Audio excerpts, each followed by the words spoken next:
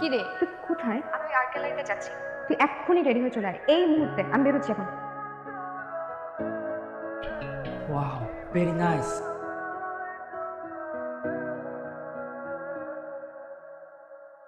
O my god, ও একদম আমার মতন দেখতে, সেম টু সেম। আসলেই অসাধারণ। এই ছবিটার নাম রাধিয়া। এই ছবির চিত্রকর কে জানেন? আমাদের ছেলে মাহি নামে। একে কোথায় পাবো? আজকে যেহেতু এক্সিবিশন, নিশ্চয়ই ওনাকে কোথাও পাওয়া যাবে। এক্সকিউজ মি, আপনাদের মধ্যে মাহিনটাকে ওই যে ছবি টবি আঁকে? মাহিন নামে একজনকে চিনি যে দুর্দান্ত ছবি আঁকে, কিন্তু টবি আঁকে কিনা ঠিক জানি না। ওই হলো একই কথা কথা, ছবি টবি সেম থিং। চিনে থাকলে বলুন, আমার ওনাকে দরকার। কি দরকার জানতে পারি? চিনি, কিন্তু জানি না কোথায় আছে। হয়তো কোনো কোনায় পড়ে আছে। আচ্ছা দোস্ত, কে না কে কার ছবি এঁকেছে, তোর চেহারার সাথে না আমার একটু মিলে গেছে। কিন্তু কি এমন মহাভারত শুরু হয়েছে? আমার নির্ঘাতে কাজ আছে, আমি গেলাম, ওর সাথে পরে দেখা হবে। কিন্তু রাগ করিস না প্লিজ। গ্যালারির ছবিতে হাত দিয়ে নিষেধ লেখা আছে, কারণ ছবি হাত দিয়ে না, চোখ দিয়ে স্পর্শ করতে। আচ্ছা, আমি সেই থেকে আপনাকে দেখছি আমার সাথে এরকম আচরণ করছে, মানে আপনার প্রবলেমটা কি? Oh, Mahi, my boy. How are you? Fine, কেমন আছো? আপনি তাহলে মাহিন? হচ্ছিল। আসি। তাহলে এতক্ষণ আপনি আমার সাথে মিথ্যা বললেন কেন?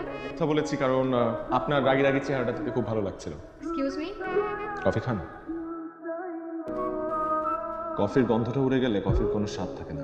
ধোয়ার গন্ধটা নিতে হয় মস্তিষ্কে, আর স্বাদটা জিভে। আমি আপনার কফি কেন খাবো? একজন সুন্দরী রমণীর সামনে বসে দিনের প্রথম কফিটা খাওয়ার যে আনন্দ, সেটা থেকে আমি নিজেকে বঞ্চিত করতে চাই না। মানুষ পটাতে তো দেখি আপনি ভীষণ পটু। তাছাড়া আমি আপনাকে কখনো বলেছি যে আমি আপনার উপরে রাগ? আমি একজন চিত্রকর, তাই আমার কাজ হচ্ছে সাবজেক্টের মনের কথা ইমেজে ফুটিয়ে তোলা, তা না হলে ইমেজটা প্রাণশূন্য রয়ে যায়। তার মানে আমি আপনার ইমাজিনেশনে আমার ইমেজ কোথা থেকে পেলেন? আপনি কোন ইমেজটার কথা বলছেন? বাহ, ছবি আঁকার সাথে দেখি আপনি অভিনয়ে বেশ পারদর্শী। জি, আমরা যে ছবিটার সামনে দাঁড়িয়েছিলাম, আপনি আপনাকে সেই ইমেজটার কথা বলছেন। আচ্ছা, রাধিয়া। আপনার রাধিয়ার সাথে যে আমার চেহারার এক অদ্ভুত মিল, এখন সেটা নিশ্চয়ই বুঝতে পেরেছেন। আমি স্বীকার করছি রাধিয়ার সাথে আপনার কোনো না কোনো জায়গায় হয়তো একটু মিল আছে, কিন্তু বিশ্বাস করুন থাকে নয়। আমি আপনার ছবিটা কিনতে চাই। অবশ্যই, ছবি বেশি তো আমার আছে। আমি আপনার ছবিটা এখনই কিনতে চাই, এবং এই মুহূর্তে। কিন্তু আমি চাই না আমার ছবির স্থান তার লিভিং কিংবা বেডরুমে। আপনি ছবিটা অবশ্যই কিনবেন, কিন্তু এই মুহূর্তে আমি আপনাকে ছবি দেবো না। এক্সিবিশন চলাকালীন অবস্থায় কোনো ছবি দেওয়াল থেকে নামানো সম্ভব না। এক্সিবিশন শেষ হবে, সুতরাং আপনাকে কিছু ধৈর্য ধারণ করতে হবে। ওকে দিন। দুর্ভাগ্যবশত আপনার সাথে আমার এতক্ষণ যাবত কথা হচ্ছে, আপনি একটা কথাও হাসি মুখে বলেন। ইনফ্যাক্ট আপনার নামটা পর্যন্ত আমি জানি না। অদিতি। নামটা অ্যাটলিস্ট হাসি দিয়ে বলুন। অদিতি। দেখা হবে। আরে কি অবস্থা করে রেখেছি, কিভাবে চুল উঠছে। কালকে ডাক্তারের কাছে যেতে হবে, মনে আছে? মা, আমার ডাক্তার কাছে যেতে ভালো লাগে না। গেলেই এক গাদা ওষুধ ধরে যায়। ভাই, ওষুধের যন্ত্রণায় রাতে আমি ঘুমাতে পারি না। এক্সকিউজ মি, আরে রাধিয়া জি, আমি তো মনে মনে আপনাকেই ভাবছিলাম। আচ্ছা, আমি না কোনো অ্যাড্রেস বা ফোন নাম্বার দিয়ে গেলেন আমাকে, আমি আপনার সাথে যোগাযোগ করবো। কেন? কি হয়েছে? আপনি কি ছবিটা কাউকে দিয়ে দিয়েছেন? আসলে একজন জাপানি ভদ্রলোক, খুব শৌখিন মানুষ, 7 দিন যাবত আমার পিছনে লেগে আছে। ছবিটা নাকি তার চাই আমাকে খুব হ্যান্ডসাম একটা অ্যামাউন্ট অফার করেছে। ছবি বিক্রি না হলে আমার ঘরে চাল ঢুকে না। কথা বা ভালোবাসার মধ্যে আমার কাছে চাল ডালের চেয়ে অনেক বেশি। ভালোবাসা ছবির প্রতি নাকি? আপনি তো আমার রাখবেন। আচ্ছা আচ্ছা, আমি যাচ্ছি।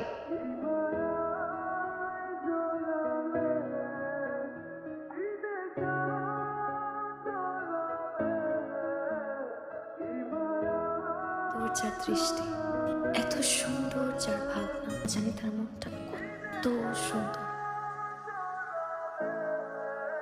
কি দেখছো আমার করে? তোমাকে আমাকে?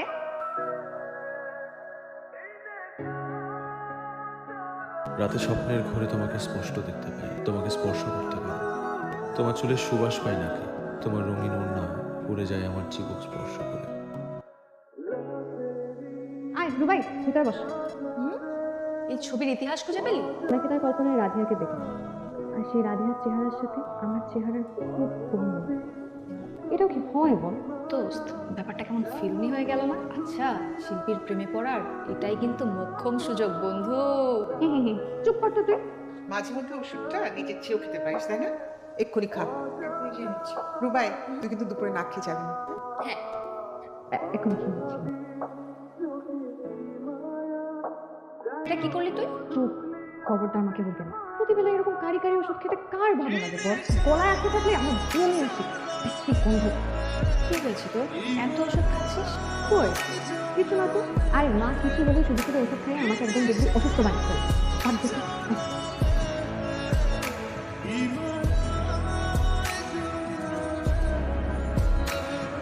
হ্যালো, কি করছো? কিছু না, ঘুম আসছিল না। তোমার শরীর কেমন? হ্যাঁ ঠিক আছে, শরীরটা একটু কেমন যেন লাগছে। তুমি আমাকে যে কি এক অদ্ভুত মুগ্ধতায় ভরে রাখো মাহিন।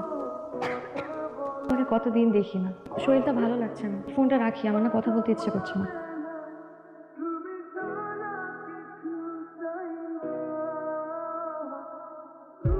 এই যে দেখছো, এই পুরোটা হচ্ছে আমার পৃথিবী, আর এই পৃথিবীতেই আমার স্বপ্নরা জন্ম নেয়। আমি একটু মন ভরে আমার রাধিয়াকে দেখি। আচ্ছা তুমি তো আমাকে রাধিয়া বলে ডাকো, আমি তোমাকে কি নামে ডাকবো? তোমার যা খুশি। আমি তোমাকে রং বলে ডাকি? আমাদের ভালোবাসার শুরুটা যেখান থেকে হবে সেটা কে ভেবেছিল? ধিয়া, কোনো ভালোবাসা যদি মিথ্যা বা চালাকি দিয়ে শুরু হয় সেটা পরিণতি ভালো হয় না। আমি চাই আমাদের শেষটা সুন্দর হোক। মানে? আমি তোমাকে বলেছিলাম যে রাধিয়া নামের পেন্টিংটা আমার কল্পনার ফসল, যেভাবেই আমাদের পরিচয়। কিন্তু আমি তোমাকে একটা কথা বলেছিলাম। প্রথম কি সেটা?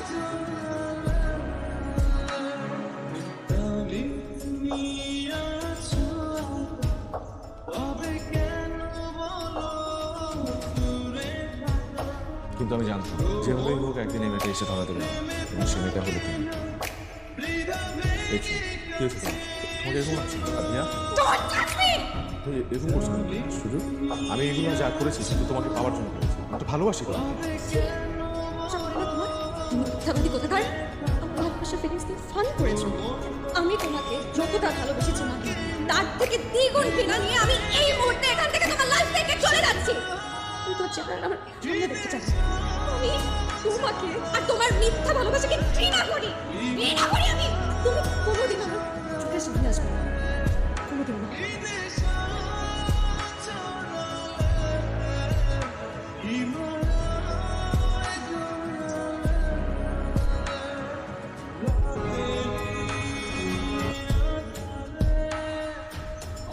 গত 4টা মাস ধরে তো তোমার কোনো খোঁজ করে যাবে। কোথায় ছিল তুমি? হ্যাঁ কি হলো তোমার?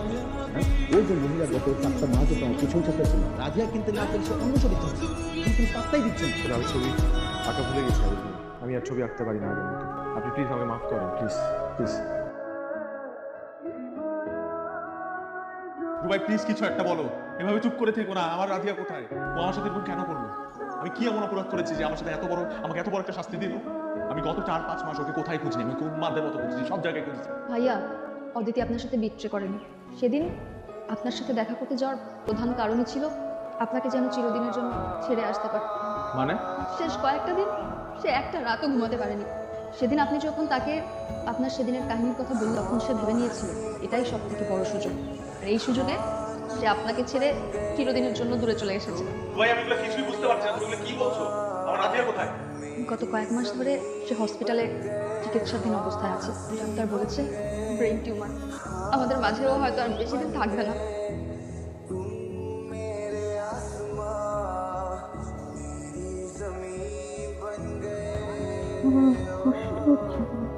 রাজিয়া তোমার কিচ্ছু হবে না, তুমি বিশ্বাস করো। আমি তোমাকে যেভাবেই হোক সুস্থ করে তুলবো। রাজিয়া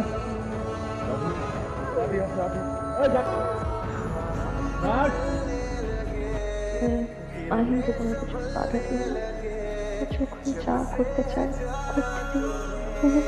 এই জীবনে ওর সাথে যে অনুভব করেছি আমি জানি না আমার কখন কিছুতে বাধা দিই। রাধিয়া, চোখ খুলে দেখো কত সুন্দর করে সাজানো হয়েছে আমাদের বাসা। আজকের পর থেকে তুমি আমার স্ত্রী। তুমি দুঃখ পেও না, মৃত্যু তো হয় দৃশ্যমান একটা দিনে, কিন্তু ততটা ভালোবাসার কখনো মৃত্যু হয় না। আমরা খুব সুন্দর করে সংসার করবো। রাধিয়া, রাধিয়া, রাধিয়া।